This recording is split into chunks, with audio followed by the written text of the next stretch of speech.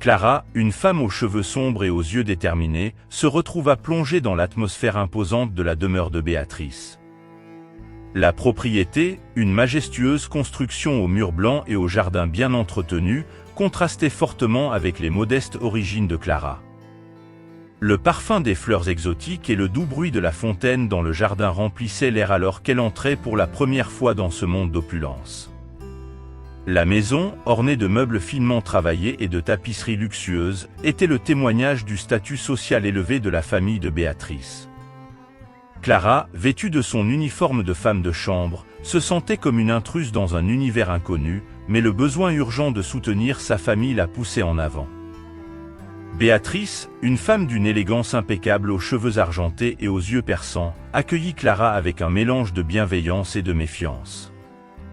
Ses deux fils, Leonardo, l'aîné, aux traits aristocratiques et à l'aura distante, et Raphaël, le cadet, dont l'expression intrigante révélait une curiosité cachée, observaient Clara avec un certain intérêt. Chaque pièce de la maison semblait renfermer des secrets, et les couloirs silencieux résonnaient du poids de décennies d'histoire familiale. Clara se plongea dans le monde des tâches ménagères, s'efforçant de s'adapter à la nouvelle routine tout en préservant sa dignité. Alors qu'elle frottait les marches en marbre, Clara remarquait les portraits des générations passées ornant les murs. Chaque regard fixe et expression figée racontait une partie de l'histoire de cette famille riche. Un sentiment d'inadéquation l'envahissait, mais sa résilience l'incitait à persévérer. Le contraste entre les mondes de Clara et de Béatrice était évident dans les petits détails, dans les somptueux déjeuners préparés par Clara pour la famille et dans les moments d'inconfort où Béatrice passait près d'elle comme si elle était invisible. La nuit tombait sur la demeure, révélant des couloirs sombres et des secrets cachés. Clara, allongée dans sa modeste chambre de femme de chambre, regardait les étoiles à travers la fenêtre, se demandant ce que le destin lui réservait dans cette maison pleine de mystères. Clara commençait un voyage involontaire, plongée dans un monde inconnu qui mettrait à l'épreuve non seulement ses compétences en tant que femme de chambre, mais aussi sa force intérieure face aux rebondissements à venir. Le temps passait dans la demeure de Béatrice, apportant avec lui une trame complexe d'émotions et de relations. Clara, plongée dans la routine domestique, commença à remarquer des changements subtils dans le comportement de Raphaël, le fils cadet de Béatrice. Les regards furtifs et les sourires partagés indiquaient un lien qui dépassait la relation traditionnelle entre employeur et employé. Raphaël, aux yeux intenses et au charme envoûtant, s'approchait de Clara avec des gestes délicats et des paroles qui transcendaient la formalité de l'environnement. Entre l'aristocratie des salons et les tâches quotidiennes, un amour interdit fleurissait, nourri par l'étincelle de l'amour.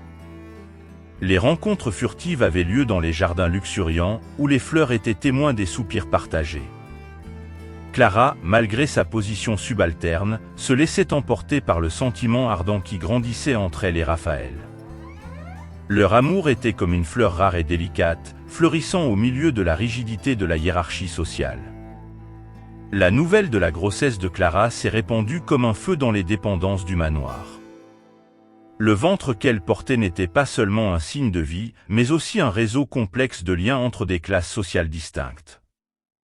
La nouvelle a suscité des murmures et des regards désapprobateurs, mais Clara est restée ferme dans sa détermination à donner naissance à cet amour interdit. Cependant, le bonheur que Clara ressentait a été brusquement éclipsé lorsqu'elle a découvert, par le biais d'une lettre anonyme, que Raphaël l'avait trahi. Une femme choisie par Béatrice, avec des traits d'élégance et un riche héritage, était désormais la source de son tourment. La trahison était enracinée non seulement dans la rupture de l'engagement amoureux, mais aussi dans la manipulation astucieuse de Béatrice pour préserver la lignée de sa famille. Les larmes de Clara ont arrosé la profonde douleur d'une trahison inattendue. La découverte a jeté une ombre sombre sur le manoir, où les couloirs silencieux semblaient désormais résonner des lamentations d'un amour perdu. La tragédie se déroulait dans les salons opulents, où les murs entendaient les soupirs d'une protagoniste blessée par le destin. Clara, enceinte et désillusionnée, faisait face à la dure réalité d'un amour trahi, tandis que les personnages étaient pris dans un jeu complexe de trahison, de statut social et de secrets familiaux. L'aube a apporté la résolution inévitable de Clara. Déçue et le cœur brisé, elle a emballé ses maigres affaires dans la modeste chambre de bonne du manoir de Béatrice. Chaque objet rangé portait en lui le souvenir d'un temps qui semblait désormais perdu, une histoire d'amour qui s'était effondrée sous les ombres de la trahison. Le son des pas de Clara résonnait dans les couloirs vides alors qu'elle s'éloignait de l'opulence qui lui avait un jour procuré un emploi, ironiquement, la disgrâce de l'amour. L'uniforme de femme de chambre, autrefois symbole de sa servitude, était devenu un vêtement lourd, imprégné des larmes et des désillusions qui marquaient son voyage. En franchissant le portail du manoir, Clara a plongé dans le monde extérieur, un territoire inconnu qui lui semblait maintenant plus accueillant que la fausse sécurité des salons aristocratiques. Le soleil de midi brillait comme un souffle d'espoir sur la route devant elle. Clara a trouvé refuge dans la modeste demeure d'Isabla, sa collègue de travail et fidèle amie. La maison simple, avec des meubles usés et une odeur accueillante de cuisine maison, est devenue un abri pour l'âme blessée de Clara. Isabla, une femme aux cheveux foncés et aux yeux chaleureux, a accueilli Clara avec une étreinte réconfortante, comprenant la douleur qui se cachait derrière ses yeux embués. Dans le petit espace partagé, Clara et Isabla ont partagé des histoires de désillusion et de recommencement. La complicité entre elles a servi de baume aux blessures émotionnelles de Clara. Le temps, cependant, ne tarderait pas à révéler un nouveau rebondissement dans son récit tragique. La nouvelle de l'arrivée imminente du bébé a apporté une lueur d'espoir, une occasion pour Clara de recommencer, de créer une nouvelle vie loin des ombres du passé. Cependant, la joie prometteuse a été cruellement interrompue lorsqu'Isabla, l'amie de confiance, s'est enfuie furtivement avec le nouveau-né, emportant avec elle la seule source de bonheur de Clara. La maison autrefois remplie de rires et de conversations entre amis est devenue un refuge silencieux de douleur. La tragédie se manifestait de manière implacable, forçant Clara à affronter non seulement la perte de l'amour, mais aussi la privation de la maternité qu'elle désirait tant. Clara, désormais privée d'emploi et de famille, confronte la désolation qui s'est installée dans sa vie. Le destin, cependant, réserve encore des surprises et des défis dans le tumulte de la quête de rédemption de cette humble femme. Des années ont passé, laissant derrière elles des cicatrices profondes et des transformations imprévisibles dans la vie de Clara. Le temps, souvent le grand guérisseur, a simplement approfondi le mystère entourant le sort d'Isabla et du bébé arraché à ses bras. Clara, cependant, n'a pas permis à l'oubli d'obscurcir sa détermination à découvrir la vérité. Le tableau initialement sombre de Clara s'est illuminé avec la présence d'un détective privé, un enquêteur astucieux dont l'expérience serait la clé pour dévoiler les secrets qui hantaient la protagoniste. Ensemble, ils se sont lancés dans une quête incessante, suivant des pistes et des contacts obscurs qui les mèneraient à la vérité sur le sort d'Isabla et, enfin, à la conclusion de ce récit tragique. Le voyage pour découvrir la vérité les avait menés à un cimetière ancien et énigmatique, où les tombes racontaient des histoires de vie passée. L'atmosphère sombre contrastait avec la détermination reflétée dans les yeux de Clara, qui parcourait les allées de pierres tombales et de mausolées, chaque pas la rapprochant de la résolution de son destin. La découverte de la tombe d'Isabla fut un moment de silence tendu. Clara, regardant la pierre froide marquant la fin de la vie de son amie, éprouva un mélange de tristesse et de soulagement. Le deuil se mêlait au renouveau de la quête de vérité. Au cimetière, Clara rencontra Béatrice, la femme dont le rôle dans la tragédie elle n'aurait jamais pu imaginer complètement. La rencontre était chargée d'une tension silencieuse, comme si l'ambiance elle-même était en phase avec le déroulement du destin. Béatrice, vieillie et portant le poids de ses propres secrets, avoua toute la conspiration impliquant elle et Raphaël. Le plan rusé de mère et fils pour enlever le bébé, trahi par leurs propres mensonges et tromperies. Clara absorba les révélations avec un mélange de choc et d'incrédulité, les fondements de sa réalité s'effondrant devant elle. Le cimetière devint le théâtre d'une confrontation émotionnelle entre Clara et Béatrice, un duel de mots chargés de douleur et de trahison. Le passé se déroulait devant elle, révélant non seulement les blessures personnelles de Clara, mais aussi les péchés cachés d'une famille autrefois vénérée. Clara, désormais armée de la vérité, confrontait le poids des mensonges et des conspirations qui avaient façonné son existence. Le voyage, plein de rebondissements, l'a mené à une compréhension plus profonde de la complexité des relations familiales et de la capacité humaine à rechercher la rédemption, même dans l'ombre du passé. Armée de la vérité, Clara se plongea dans la tâche monumentale de rassembler les pièces brisées de sa vie. Son fils disparu, Miguel, était devenu la boussole qui la guidait à travers les labyrinthes de la rédemption. Les rues froides et implacables de la ville devinrent le décor de sa quête, où chaque visage inconnu pouvait être la clé pour retrouver le lien perdu. L'hiver sévissait sur la ville, mais la flamme ardente de détermination en Clara était capable de défier même le froid le plus glacial. Ses pas résonnaient dans les ruelles sombres, son regard scrutateur cherchant des traces de l'enfant que le temps lui avait volé. La ville, qui avait autrefois été témoin de sa trahison, était maintenant témoin de la mère courageuse dans sa quête de vérité. Le voyage mena Clara dans les recoins les plus sombres de la société, où les sans-abri cherchaient refuge contre l'indifférence du monde. C'est dans ce gouffre de désespoir que Clara trouva Miguel, son fils perdu, enveloppé de haillons et marqué par les cicatrices invisibles de la vie dans la rue. Les retrouvailles furent un tourbillon d'émotions, mêlant joie et tristesse, soulagement et remords. Ensemble, mère et fils affrontèrent les adversités de la rue, partageant des histoires d'absence et de survie. Miguel, marqué par les défis de la vie dans l'ombre, permit à Clara de le ramener à la lumière, créant un pont entre le passé perdu et l'avenir incertain. Avec Miguel à ses côtés, Clara affronta Raphaël, l'architecte des épreuves qui avait marqué son parcours. L'asile, enveloppé d'un silence sombre, devint le théâtre d'une confrontation intense entre mère, fils et un homme qui avait succombé à ses propres machinations. Raphaël, désormais moribond et déconnecté de la réalité, n'était plus qu'une ombre de l'homme qu'il avait été. Clara le regarda avec des yeux qui reflétaient non seulement la douleur du présent, mais aussi la résilience forgée au fil des ans.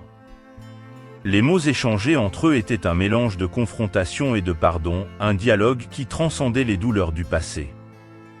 La réconciliation, bien que marquée par les cicatrices du passé, apporta une paix éphémère au trio improbable. L'asile, avec ses murs sombres, fut le témoin de la rédemption d'une famille déchirée. Le pardon, bien qu'il soit difficile à atteindre, devint un fil d'espoir qui tissait les destins entrelacés de Clara, Miguel et Raphaël. Clara et Miguel, mère et fils, affrontant non seulement le spectre du passé, mais aussi l'imminence du départ. Le temps, implacable, poursuit son cours, mais le voyage de la protagoniste se redéfinit à chaque pas, révélant la beauté de la résilience et la capacité du cœur humain à trouver la rédemption dans les moments les plus sombres. Dans un manoir qui, autrefois, était le théâtre d'amour et de tragédie, pulsait maintenant la tension accumulée au fil des ans. Clara et Miguel, unis par la quête de vérité, affrontèrent l'entrée imposante de la résidence qui avait été le début de leur tourment. Le crépuscule teintait le ciel de nuances d'orange et de rose alors que mère et fils entraient dans les couloirs imposants du manoir de Béatrice. Les vieux candélabres projetaient des ombres dansantes sur les murs ornés, et l'atmosphère était chargée de l'électricité d'un affrontement qui avait été inévitable depuis longtemps. Béatrice, au centre du salon, leva les yeux en voyant Clara et Miguel entrer dans la pièce. La rencontre fut silencieuse, mais les émotions qui transparaissaient dans leurs regards étaient aussi intenses qu'un ouragan sur le point de s'abattre. Le salon a été le témoin du déroulement d'une bataille émotionnelle qui transcendait les mots.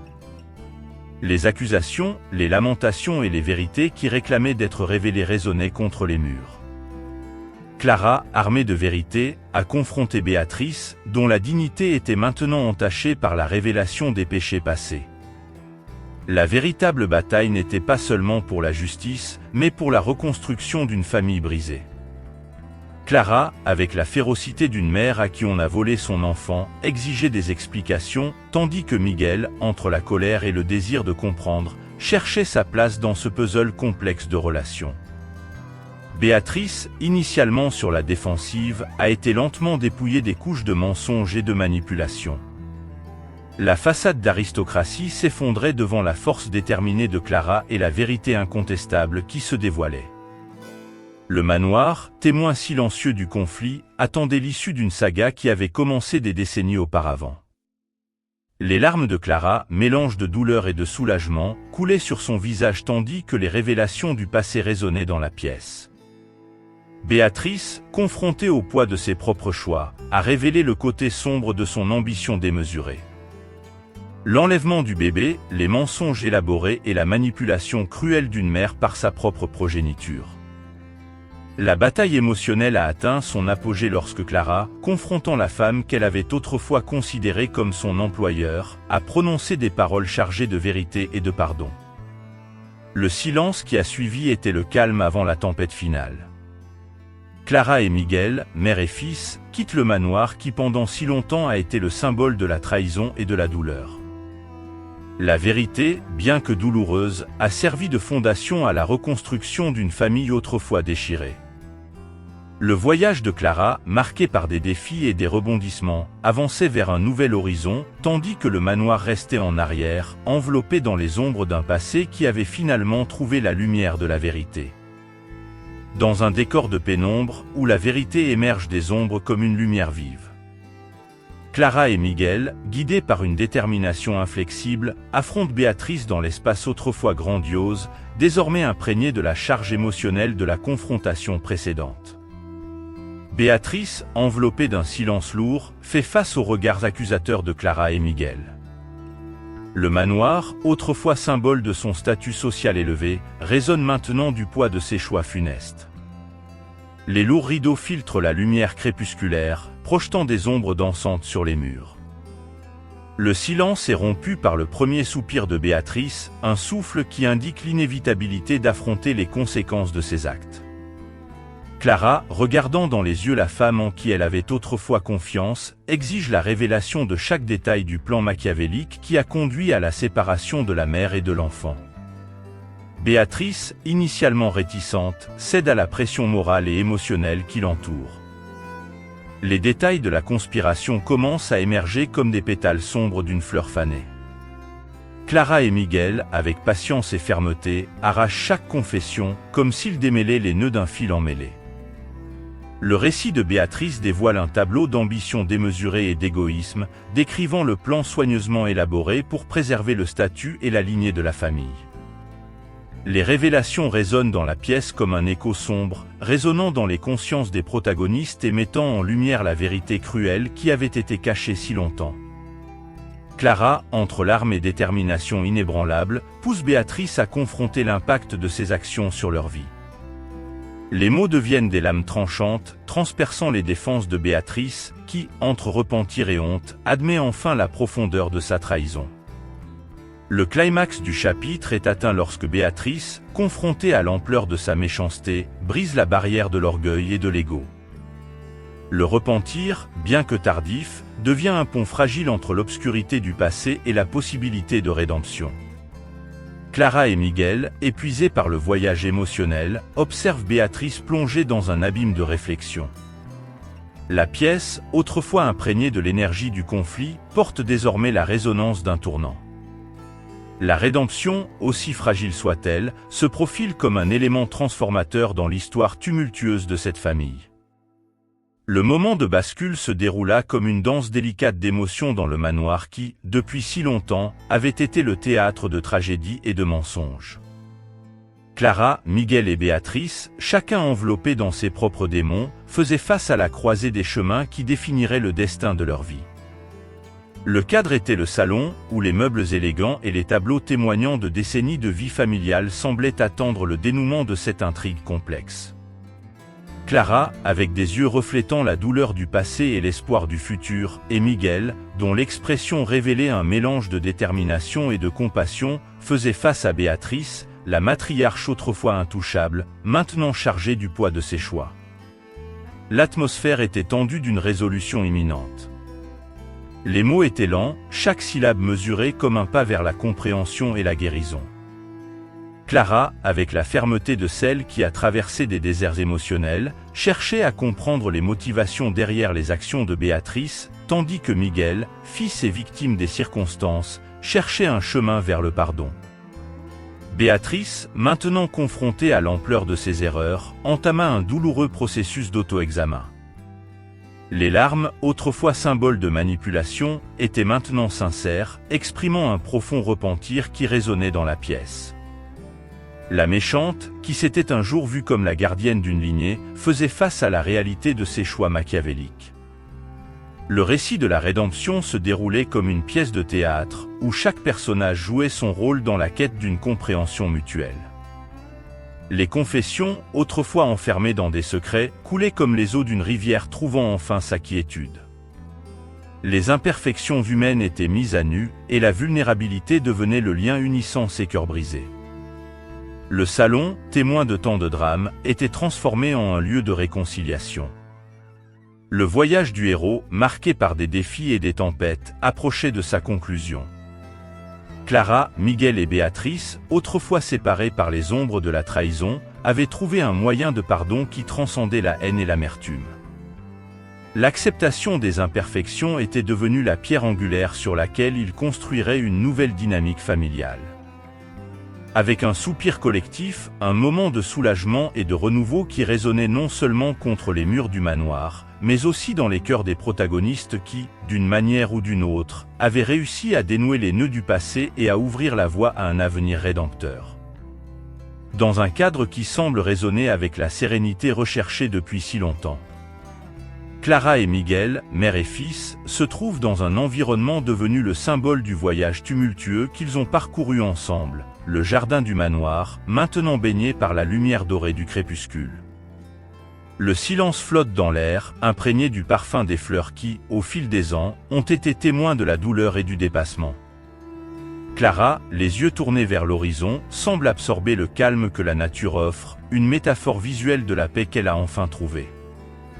Miguel, aux côtés de sa mère, regarde le même horizon avec des yeux reflétant le voyage qui les a menés jusqu'ici. Le passé de souffrance et de séparation est devenu une histoire qui, bien qu'entachée de cicatrices, porte également la résilience et l'amour qui ont prévalu face aux adversités. Le jardin, autrefois lieu de rencontres clandestines et de trahison, est maintenant le décor d'une réunion attendue. Clara et Miguel, unis par l'expérience partagée de dépassement, partagent une étreinte qui transcende les mots. Le silence n'est interrompu que par le doux son du vent dans les feuilles des arbres et par le chant lointain des oiseaux. La conclusion émouvante de l'histoire se déroule comme un chapitre final, où les personnages principaux, après tant de défis et de rebondissements, atteignent enfin la tranquillité tant recherchée. Le passé, bien qu'entaché d'ombre, sert de fondation à la construction d'un avenir différent. La caméra, pour ainsi dire, s'éloigne lentement du jardin, capturant l'image de Clara et Miguel au milieu des couleurs chaudes du coucher de soleil. La conclusion réconfortante du récit est comme un soupir de soulagement pour les spectateurs, qui ont été témoins de la transformation des protagonistes au fil de cette histoire pleine de rebondissements. Ainsi se termine le voyage de Clara avec une lueur d'espoir et de sérénité. La vie, comme la nature qui les entoure, poursuit son cours, mais les personnages ont trouvé leur place dans l'univers, unis par l'amour qui a résisté à l'épreuve du temps et des adversités.